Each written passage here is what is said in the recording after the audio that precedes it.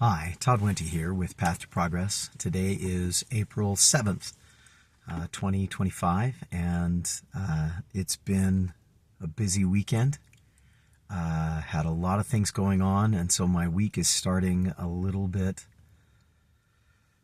less rested than I had hoped.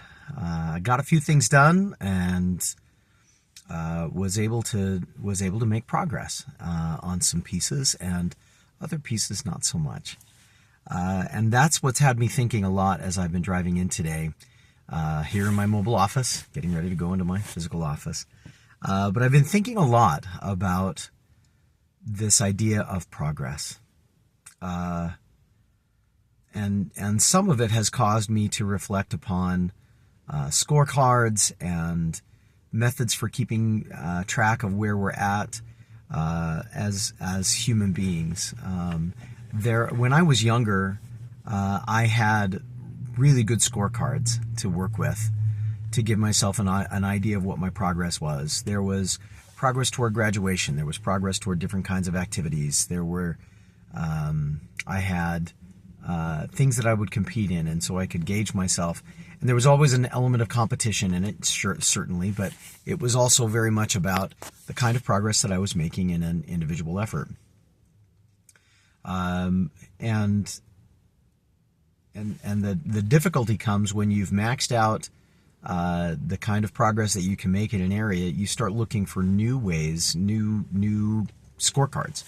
Once I moved out of the K through 12 education, I got into college, and then I started focusing on degrees. And when I got past degrees, then I started focusing on jobs. And when you get to jobs, then you start focusing on money. And when you get to money, you start focusing on assets, and you start focusing on cars and houses and all these different kinds of things that we use to keep track.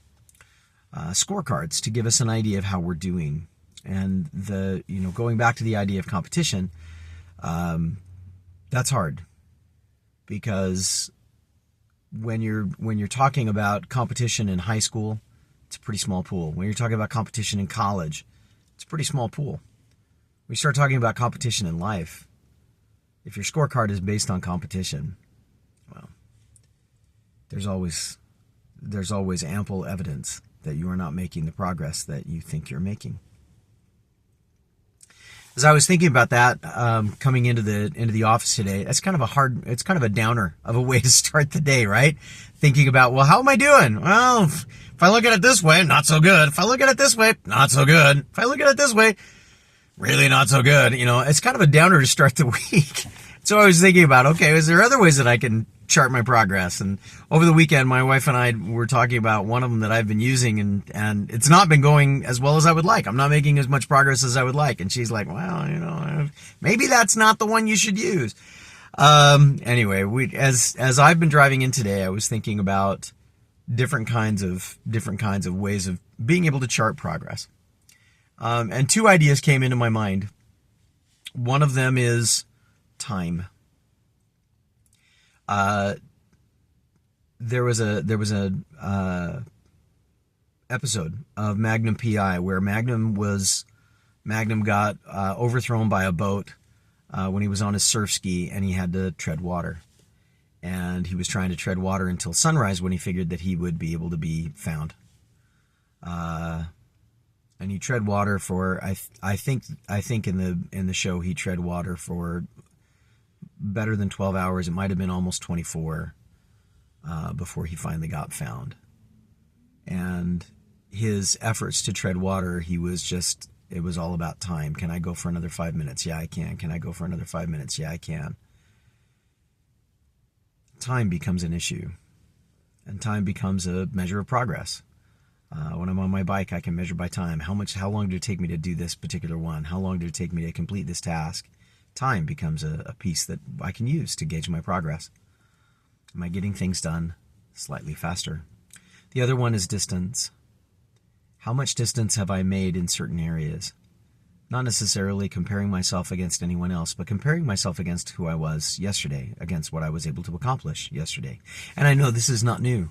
Some of you that are listening to this, you might be thinking, well, yeah, we hear that all the time. I know we do. But does it really sink in for us? We give it lip service. Let me rephrase. I sometimes give it lip service, but how much do I let it sink in?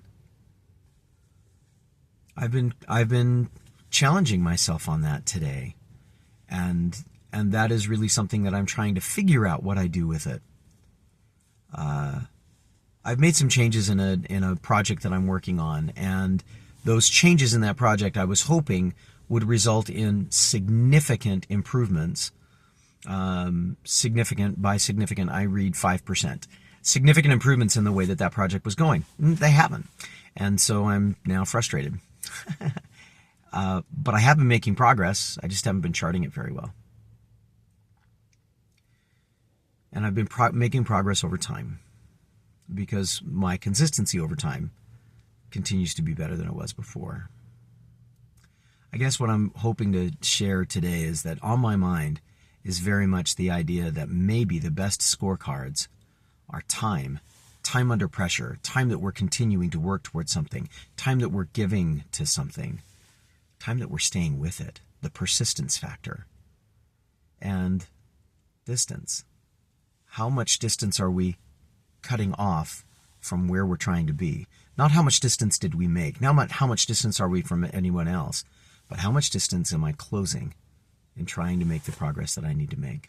Time and distance. That's what I'm thinking about today. That's what I'm going to focus my efforts on as far as my progress. I hope this has been useful for you. If it has, please let me know. If it hasn't, you can let me know that too. Maybe I'll be able to come up with something better next time. Sorry, this one's a little bit longer, but hopefully it's been useful. In the meantime, hope to see you next time. My name is Todd Wente. This has been The Path to Progress for April 7th. Nulum Diem. We'll see you next time.